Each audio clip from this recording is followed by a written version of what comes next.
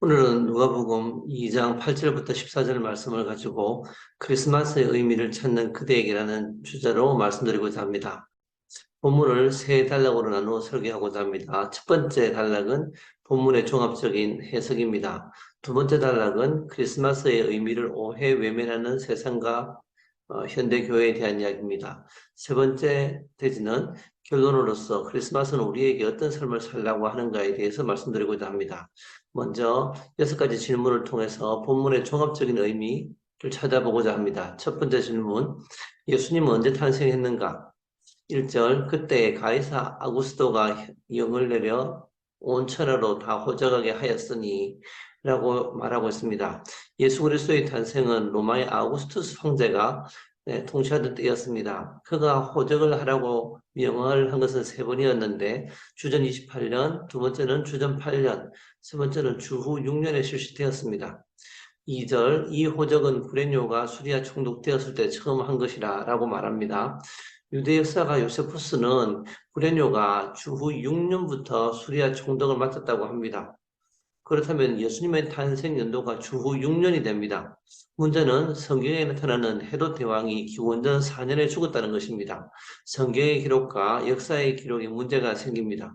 이 문제는 20세기 들어와서 윌리엄 램지가 발견한 비문들에 의해서 정리가 됩니다. 그에 의한다면은 브레누는 주전 12년부터 수리아의 최고 사령관을 지냈고 라고 기록되어 있습니다. 개혁판 성경은 수리아 총독되었을 때라고 말하고 있지만 본문에는 총독이라는 말이 없고 브레뇨가 수리아를 다스릴 때라고 되어 있습니다.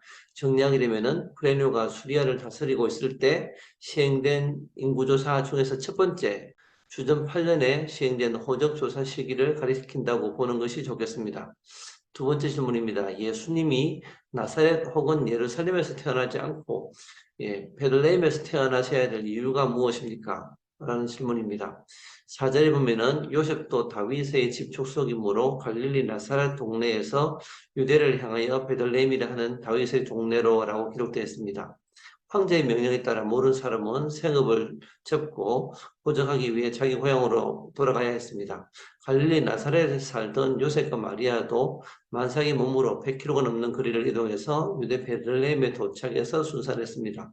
5에서 6절을 보면 그렇죠. 이는 700년 전 미가 선지자를 통해 하신 말씀 곧 베들레헴 에브라다야 너는 유다 족속 중에 작을지라도 이스라엘을 다스릴 자가 내게서 내게로 나올 것이라. 그의 근본은 상고의 태초이니라 라는 말씀의 성취가 됩니다. 역사라는 것은 구속사의 일부가 된다는 뜻이겠죠. 세 번째 질문입니다. 크리스마스의 의미를 알고 그 의미를 실천하는 성도는 누가 있을까요? 8절에 보면은 밤에 밖에서 자기 양떼를 지키는 목자들이 등장합니다.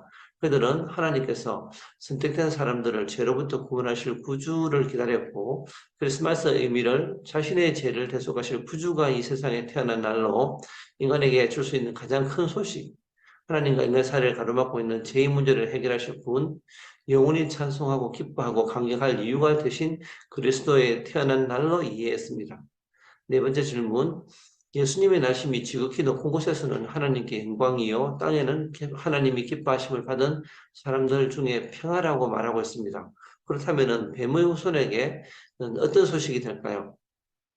아담의 범죄 이후 사람들을 도적질하고 죽이고 멸망시키는 사단과 그의 후손들, 하나님께 돌아갈 영광을 도적질하고 회방한 세력들에 대해서, 로마 황제 헤롯 대왕 등 세상 권력자들에 대해서, 그리고 아직 태어나지도 않았지만 하나님이 유기하시기로 작정된 사람에게 있던 지옥 형벌이 확정된 날입니다. 다섯 번째 질문입니다. 죽으시지도 부활하시지도 않았는데 예수님의 나심만으로 하나님께 영광, 땅에는 기뻐하심을 입은 사람에게 평화가 될 수 있는가? 평생 살면서 죄도 하나 안 지어야 되고 공생의 기간 동안 복음 전도의 사역도 잘 마쳐야 되고 십자가에 달려 죽으시고 부활하신 후에야 쓸 수 있는 표현이 하나님께 영광이요 땅에는 평화가 될 것입니다. 그런데 이제 갓 태어나셨는데도 불구하고 모든 것을 성취하신 양 표현할 수 있는 이유는 하나님이 알파와 오메가이시고 전능하시고 전지하신 하나님이기 때문에 이런 표현을 쓸 수 있습니다. 여섯 번째 질문. 예수님의 나심은 세상 역사에 어떤 영향을 미치고 있습니까? 예수님의 나시기 이전을 BC라고 부르고 Before Christ, 예수님이 나신 이유를 AD, Anno Domini라고 부르는데 AD라는 말은 In the year of the Lord, 다시 말하면은 우리 주 예수 그리스도가 왕으로 다스리는 통치 시기에 이 뜻입니다. 세상 사람들은 베들레헴 마구간에서 부유의 누인 아기 예수가 온 인류의 왕으로 태어나심을, 그리고 우주의 왕으로 다스리기 시작하셨다고 고백하는 것이 됩니다. 두 번째 단락, 하나님의 크고 두려운 날, 하나님의 비밀이 된 크리스마스의 의미를 오해 외면하는 망령되이 행하는 세상과 크리스마스의 본질을 잊어가는 교회에 대해서 살펴보고자 합니다.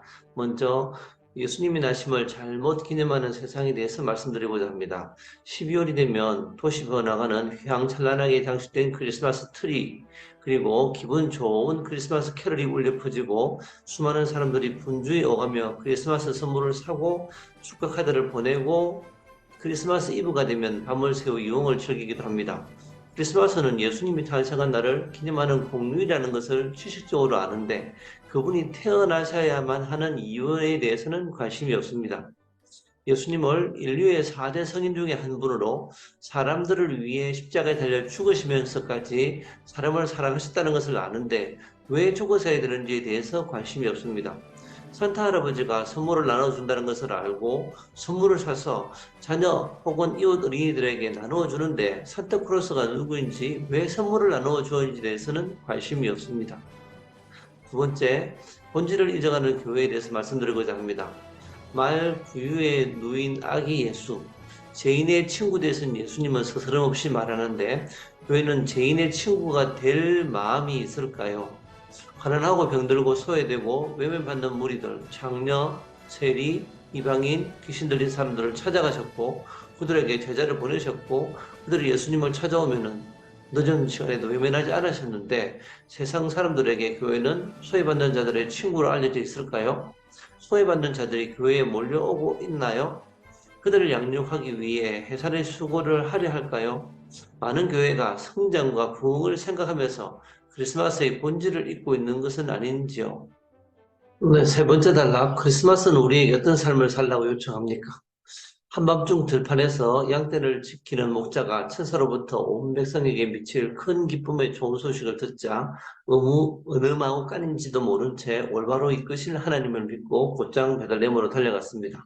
불 켜진 마구간, 특히 산모와 신생아, 그리고 강보에 쌓인 아기가 구유에 놓인 마구간을 찾아 우리의 죄를 대속하실 구주를 이 땅에 태어나게 하신 하나님께 영광과 찬양을 돌렸습니다.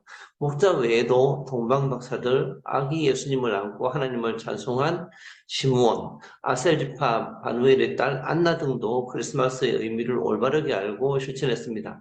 우리도 제자처럼 모든 것을 버려두고 몸부림 없이 예수님을 따라야겠습니다. 둘째, 하나님께서 우주에서 가장 기쁜 소식을 최초로 들려준 대상이 로마 황제, 애굽의 바로 헤롯 대왕, 대제사장이 아닌 밤에 들판에서 양떼를 지키는 목자였다는 것은 우리 삶에 어떤 교훈을 줄까요? 천국 보좌를 버려두고 성육신하신 예수님처럼 애굽 바로의 공주의 아들이라는 지위를 거절한 애굽의 모든 보화와 낙보다 하나님 백성과 함께 고난을 받기를 더 좋아한 모세처럼 가장 가치 있는 삶을 선택해야겠지요. 세상에서 영광, 특권을 누리는 것보다 선한 목자 대신 예수님을 따라 양떼를 지키는 목자로서의 삶을 살아야겠다는 결심을 하게 합니다. 셋째, 하나님께서 영광 돌리는 삶을 살겠다고 신학으로 공부하는 스스로에게 질문을 해봅니다. 예수님의 초림이 아닌 재림을 기다리며 죄와 세상을 멀리하고 하나님을 가까이 하며 죄인의 친구로서의 삶을 누리기 위해 기도를 할 수 있을까? 한밤중 하나님의 양떼를 지키기 위해 추위와 더위 그리고 짐승들의 위협을 무릅쓰는 삶을 살 수 있을까? 세상 죄인을 전도하고 양육하며 구원하는 목회자의 삶이라는 강모로 나를 살 수 있을까? 우유에 놓인 예수님처럼 하나님께 불순종하는 사람들의 양식이 되어주는 삶을 살 수 있을까? 하나님과 화목되어 있는 것을 세상의 가장 큰 즐거움으로 여기고 그것으로 감격해 하는 삶을 살 수 있을까? 지금 당면의 모든 어려움들을 넉넉히 이길 하나님의 감동을 매일 매 순간 얻기 위해 치열하게 기도할 수 있을까? 나로서는 모두 다 불가능하지만 시험에 들지 않도록 기도하다 보면은 하나님이 그러한 삶을 사시게 하실 것이라는 확신을 가지고 오늘도 달려가는 저와 여러분이 되기를 기도합니다. 아멘.